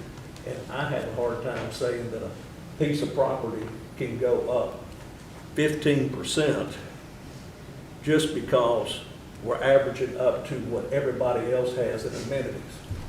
That was. But you don't know what they have in those houses as far as Well, men. they valued all of them the same. Okay. And this one's known to have the bare bones. And you have appraisal at $1 million too. And But that- and the only thing I would say to that, I mean, that appraisal was done, of course, at the time she bought the property, But in the time And then- frame allowed. within the time frame allowed, and then you get into that April to the end of the year is when Where the it's property gone goes up. up. Yeah. I doubt it went up $100,000. Yeah, I mean, Well, it's hard, overall value. I mean, the fact that it was closing down, I mean, you basically, it was getting full. Yeah. And there is also the logic of this is the least expensive home option in this neighborhood.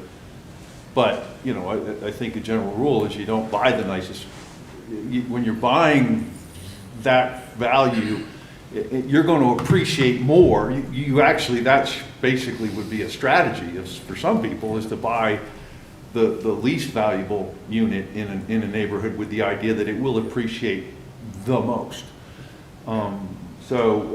You know, I think that the fact that prices were going up quickly, that happens. I mean, it happened. We've all seen it.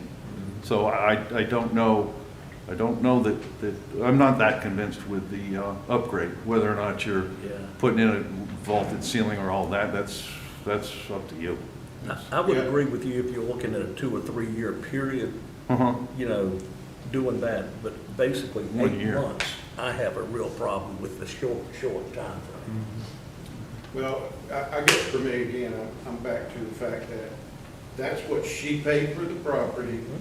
That was her appraisal for that parcel in this large neighborhood. It's And- not a real large neighborhood. Well, there's more. It's a newer neighborhood. A newer neighborhood. So anyway, I think that in itself is enough for me to go with the county as a mass appraisal, because how can we sit here and pick each house, come back in and pick this house? Well, let's check and see what upgrades they had this few months. And then on top of that, I'm going, do we have proof that a house that's not fully loaded, which we don't know on this one. I mean, we don't know for sure. Right. I mean, I'm not going there to look at it, and I don't know if the county's going to look at it and verify that much information. But I'm just saying, has it proven point on selling of that? We got to start somewhere. right.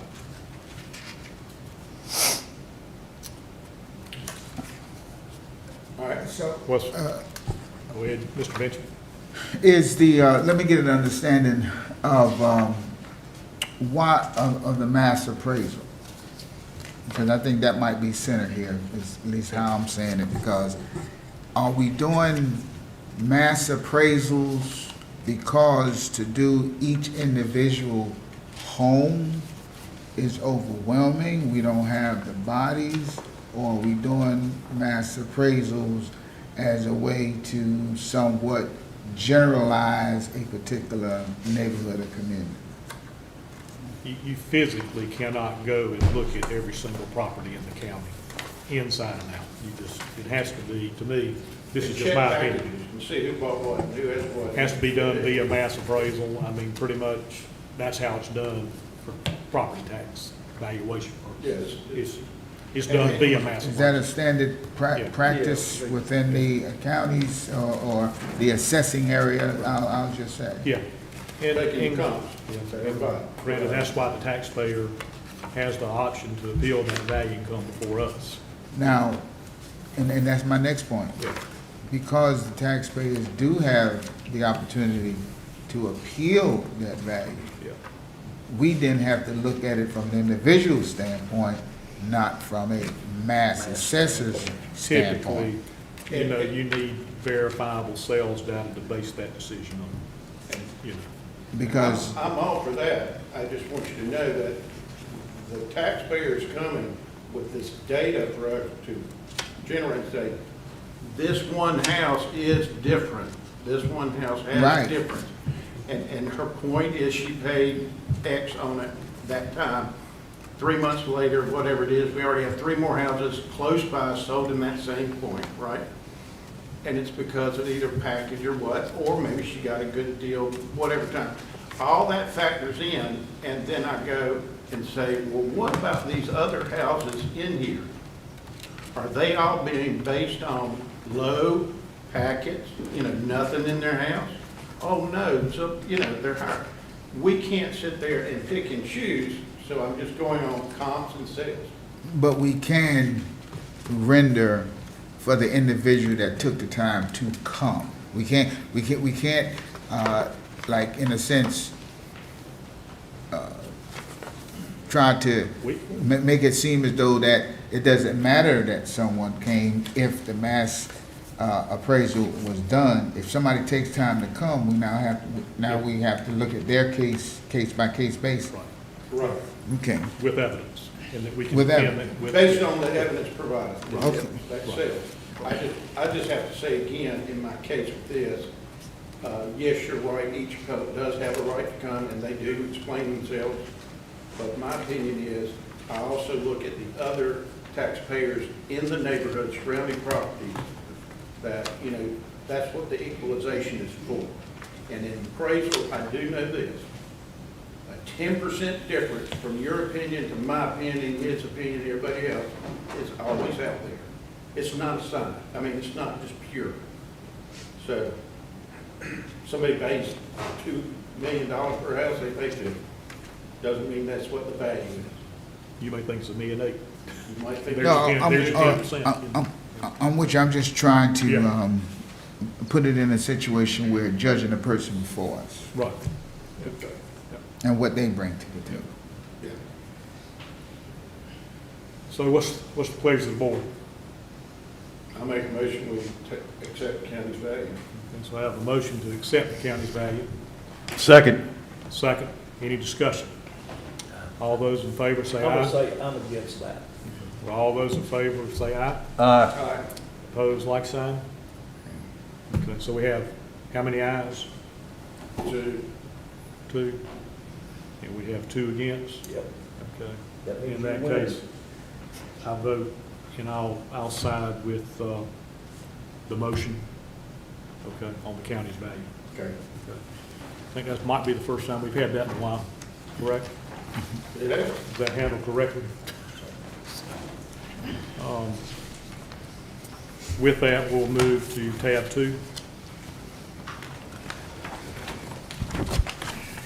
Excuse me, Madam Clerk, I don't know, I may be jumping ahead of myself. I don't know if you need to be announcing those for the purpose of the I record. will. So the second one is going to be for, coming back to hearing number 2 for property key number 061560009D, and that was for the taxpayer, Timothy Thomas. And this is the one, I mean, just so we're all kind of on the same page, what the original value was $1,317,000. The county had reduced it to $1,203,000. Okay. A lot of this dealing with the easements in and around the property and across the property and the busy road for some of the notes I have. And he really, in this one, it has it down that he said $1,025,000. Yeah. But he really didn't give us any data on comps or anything to tell us that's what the value is. We know there's a traffic problem, we know the road's bad, we know there's easements. but as I found out in talking with him there, he already knew about the easements when he bought the house out of steel, whatever it was, 11 years. So I'm just leaving that out. I think the note I There's had, no proof yeah, of actual value by the government. the main note I had on this one, I mean, they looked at rural comps, and then they looked at comps in a development. The rural comps generated a higher number, but the county is staying with the development comps, which generates a lower number. That's generated the 1,203,800, if I remember correctly. Close to Yeah. 100,000 Yeah, less. right. Yeah, and, you know, one of my questions I had was knowledge of, and, you know, the taxpayer did it, you know, honestly admit that, you know, they were aware of those things from the beginning, so. This is the first appraisal since he bought the property. And so I kind of get the busy road thing, but that's all in the It is. county. I mean, And the county did make adjustments. yeah. The county made adjustments. Fairly significant. So what's the pleasure of the board here? Mr. Chairman, I make a motion that we accept the current value that the county has assessed on the property. Revised, Current. the current. No, the current, it says current right here. So the Current motion, value. yeah, the motion is to 1.2. stay with the 1,203,800. Yes, that is my motion. Second. Second, any discussion? All those in favor say aye. Aye. Opposed, like sign. So the motion is carried for the value to remain at the 1,203,800.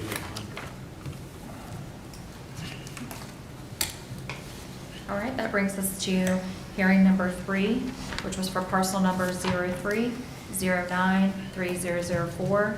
The taxpayer was Horton Hollis Jr.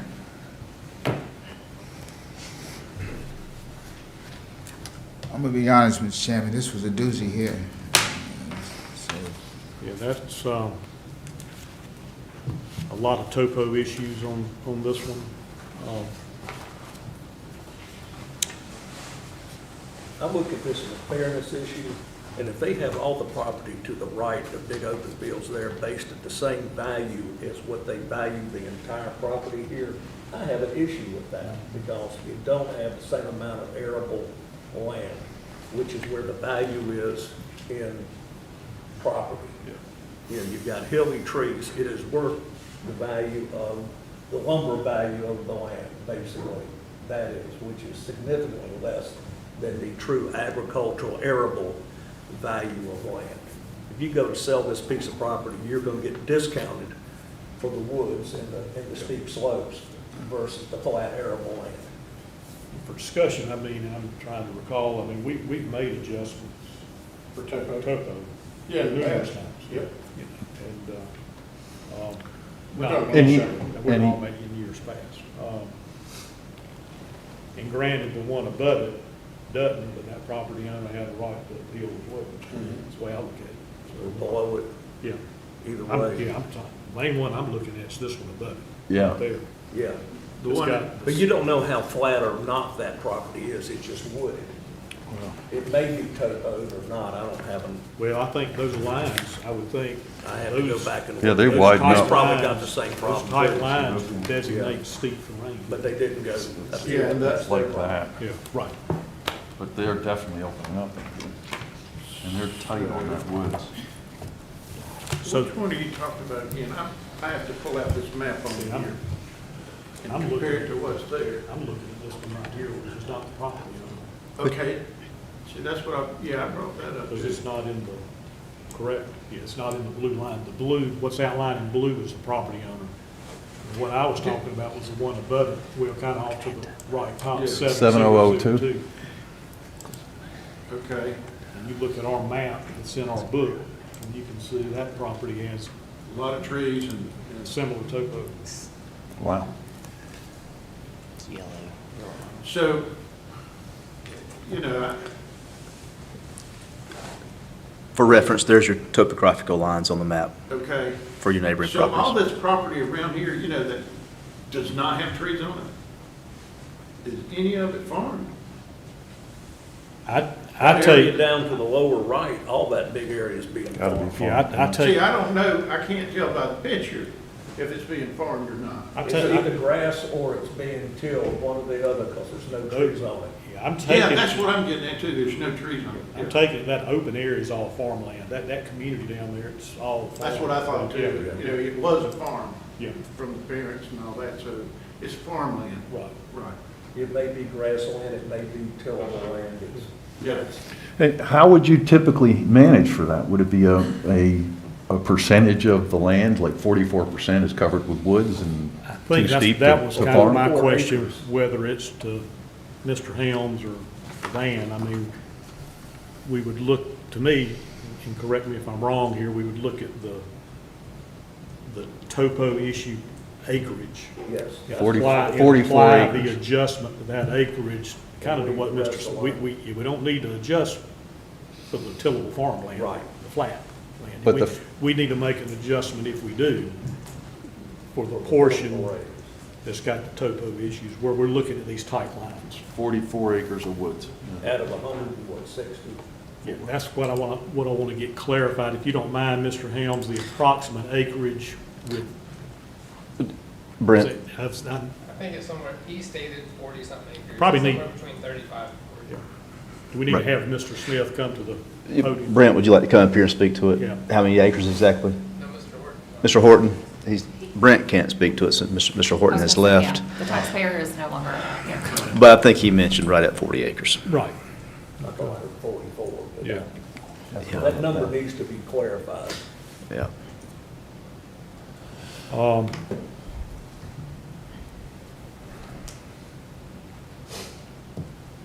So we could, 44. So my notes are saying it's the 134 acre tract and 142 acre tract were valued at $8,604 an acre.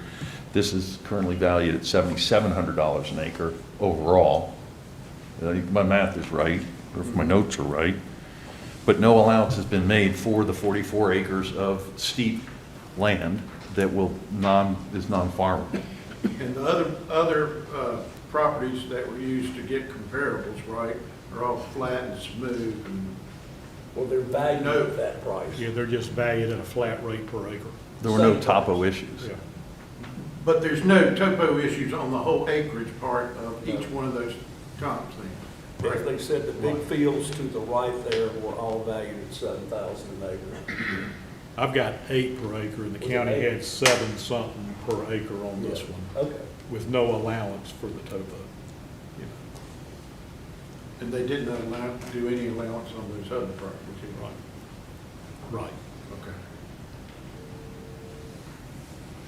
I would just think you take the 44, I think it's 44 acres, whatever the number ends up being, you may have to clarify that it becomes straight timberland, unarable, steep, and you probably discount it 50% from the arable and use a number like that. I mean, the trees are gonna be worth $1,500, maybe $2,000 an acre mature. Besides that, it ain't worth nothing but holding the earth together. But thank you God for that. That's- Yeah, you gotta have it, but think it's not we're- developable. I think we're along the right Yeah. track Yeah, here. if whatever the we just percentage come is, up but that was with the just, right that was a percentage. suggestion. And it's just what it is, Yeah. you know, trying to come up with some. Yeah, that's why I was, It's a conversation point. I think the conversation point would be the percentage, you know. Yeah. is- that's Mr. why I was Smith is asking something the, else. Yeah. the taxpayer if he ever came up with a number. He had no number. Right. No opinion of that. He just had, He just brought topo, his argument was the total, yeah. but no proof.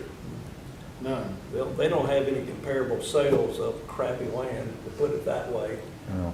To The put. county does not. Yeah. You're exactly right. The county does not. But I know if you go out and around, and probably not in the county, but surrounding counties, land like that won't sell for $3,000 an acre. The hilly, junky land. The only thing that's worth the $7,000 or $8,000 an acre is the agricultural land, and the rest of it is add-on land, and it's in the $3,000 an acre range. That's just from me doing research, looking at trying to buy some land. That's the way you see around the general area. I ain't saying Union County, but it's at a steep discount for that type of land. I've seen a lot too.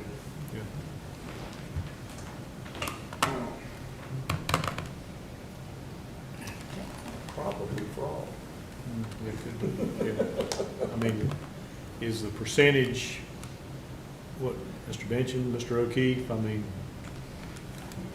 Yes, that's, I think it's one way to come at how it's to be handled. I mean, if it's not worth what the farmland's worth, which it isn't, something needs to be adjusted. I would think it would be fair to adjust. I would like, I mean, I know the taxpayer isn't here, but I think I could ask this question of the county. What's been our typical adjustments on severe topo? I mean, I would call this severe topo for this portion. Brad may have I don't more know that it's insight, been but 50%. Unusable. Yeah, it's generally subjective based on the property. But yeah, Brad Yeah. can- that's what I thought. Topo, it is a very subjective issue. It just, how usable is the property? Normally, we'll take a look and something this extreme, and again, it's in you can see the drainage ditches, and all the cleared area would be tillable area, of course.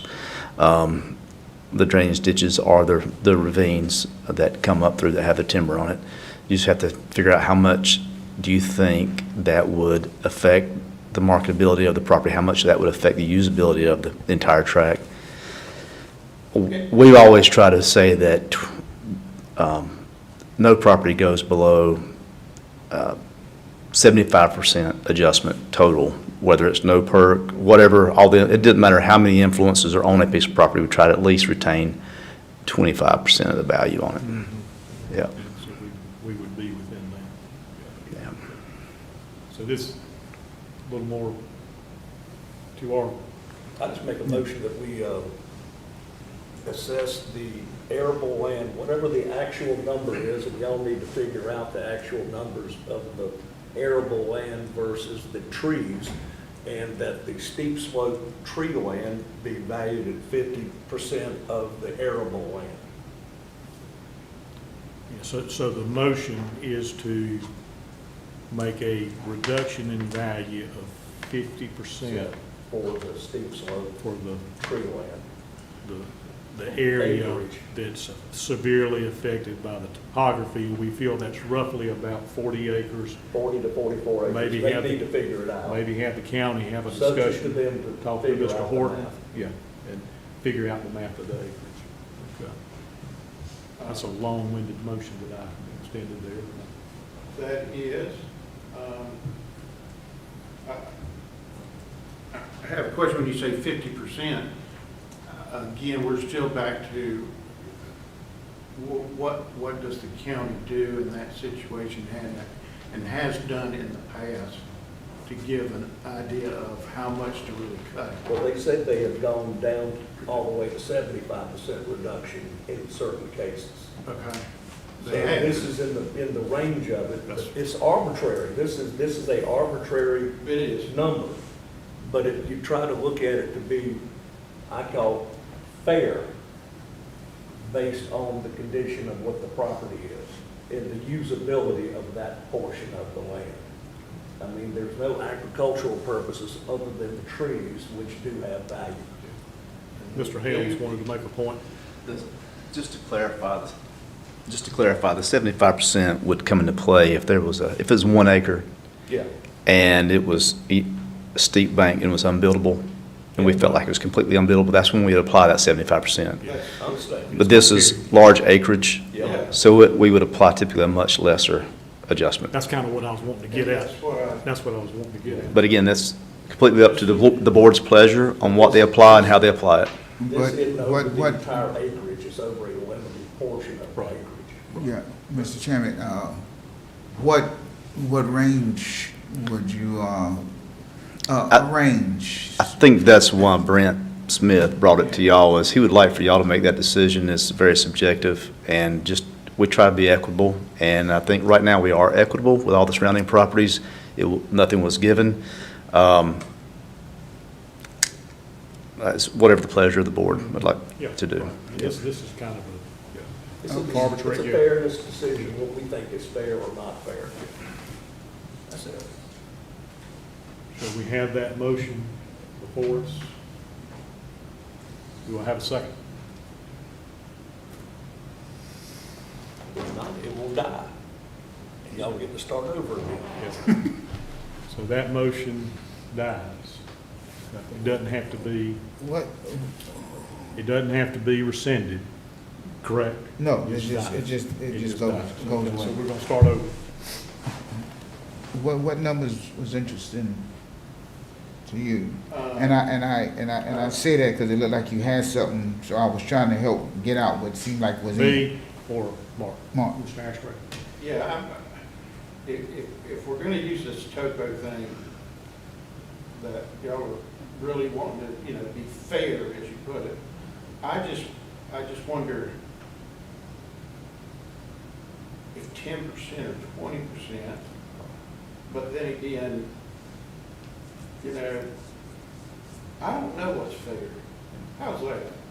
I'm not smart enough to sit here and tell y'all that 140 acres land, 44 acres, I don't have any proof on those 44 acres and how bad it is. I've seen houses built on steep slopes, woods. I've seen that. I know that. I'm not saying this is going to be a subdivision. At least not right now it is. But to come up with a value,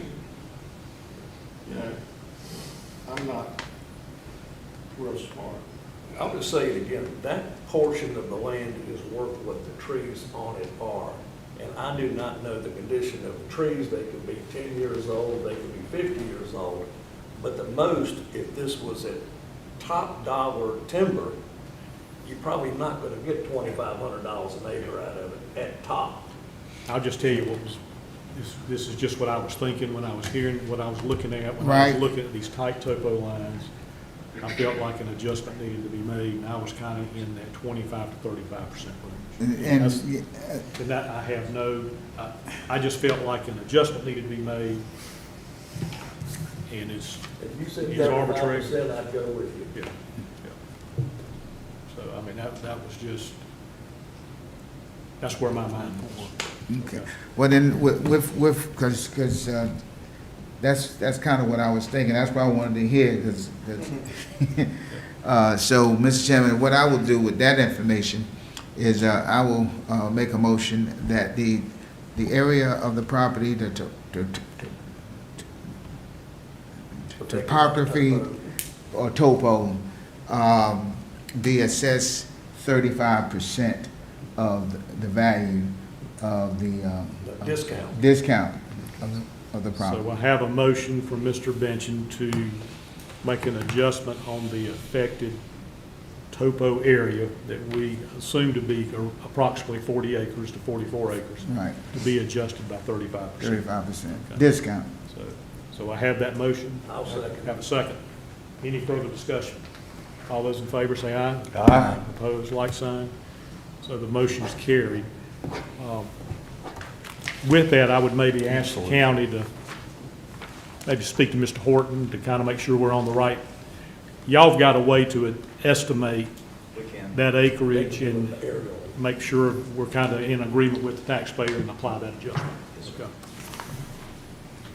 Do they have to come back and give us a number so that we can? No. Your motion, I got it. They're coming. Okay, they just do that part. Yeah.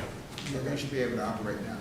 I think the only way it'd come back before us, if he all of a sudden said it was 65 acres, and, yeah, I would want to hear that. But, Yeah. okay. no, we'll turn that Okay. in. All righty. Anything else need to come before the board? That is the end of our deliberations for those. And our next meeting is, Next Wednesday, right? wait a minute, No, we're not gonna have one next Wednesday. I'm gonna be out, right? I don't think we have a quorum next Wednesday. I'm gone. He's gone. It's looking like Probably June gone. I'm having 16th. Surgery that day. So Monday, June 16th is currently the I don't next believe you'll meeting. be here. Okay, the They next, could say it's 4 o'clock in the the afternoon. next possible meeting is, Monday, Monday, June June 16th. 16th is what we're looking at as of right now. right, and you'll find out. And I'm not back till the 18th, yeah. And I doubt I can drive by Well, see, that's what I was worried about. You know, the two of y'all not being there, that's why I said the 16th would be it. But Yeah. we'll see how it works. Yeah. All right. I doubt I can drive by. There you go, Mr. O'Keefe. But I'll be under the influence and wouldn't be eligible. Do it. Mr. Chairman, I make a motion. Hold on. Mr. Convention. Yeah, I wouldn't be able to make the 16th, I'm gonna be at a thank you breakfast. There you go. Okay, That's then we'll fine. have to reschedule. We've already got meetings scheduled both of those days, Yeah. so we'll have to reschedule. If you guys can just let us know who's gonna not be available on the next dates, so we can plan accordingly, that would be great. Okay. Send an That's email to, Good to know, because Everybody. Bella would need to be the one that. we need to make sure we have enough. Yeah. But on keep the us board. informed how it's Is going. everybody good on the 18th? Possibly. I'm good. Yeah. Don't know. Yes, he's a I don't know if I can drive or not.